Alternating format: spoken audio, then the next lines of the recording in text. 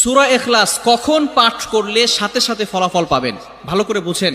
সূরা ইখলাস হচ্ছে পবিত্র কোরআনুল কারীমের ভিতরে ছোট সূরাদের ভিতরে অন্যতম একটি সূরা। তবে ফজিলতের দিক থেকে সূরা ইখলাস হচ্ছে গুরুত্বপূর্ণ ফজিলত, এবং এই সূরাটা এমন একটা সময় আল্লাহ পাক রব্বুল আলামিন নাজিল করে দিয়েছেন যখন আল্লাহ রাসূল সাল্লাল্লাহু আলাইহি ওয়াসাল্লাম দ্বীনের প্রচার করতে লাগলেন। এমন সময় আল্লাহ পাক রব্বুল আলামিন এক আল্লাহর দাওয়াত দিতে লাগলেন। তখন কাফেররা আল্লাহ রাসূল সাল্লাল্লাহু আলাইহি সাল্লামকে কোশ্চেন করলো যে মুহাম্মদ, তুমি তো এক আল্লাহর দাওয়াত দাও, আমরা তো কোটি কোটি দেবতার পূজা করি, তারা আমাদের সমস্যার সমাধান করতে পারে না।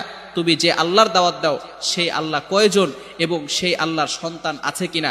সাথে সাথে আল্লাহ পাক রব্বুল আলামিন এই কাফেরদের প্রশ্নের উত্তরে আল্লাহ রাসূল সাল্লাল্লাহু আলাইহি সাল্লামের কাছে এই সূরাটি নাজিল করলেন, কুল হুয়াল্লাহু আহাদ আল্লাহুস সামাদ লাম ইয়ালিদ ওয়া লাম ইউলাদ ওয়া লাম ইয়াকুল লাহু কুফুয়ান আহাদ।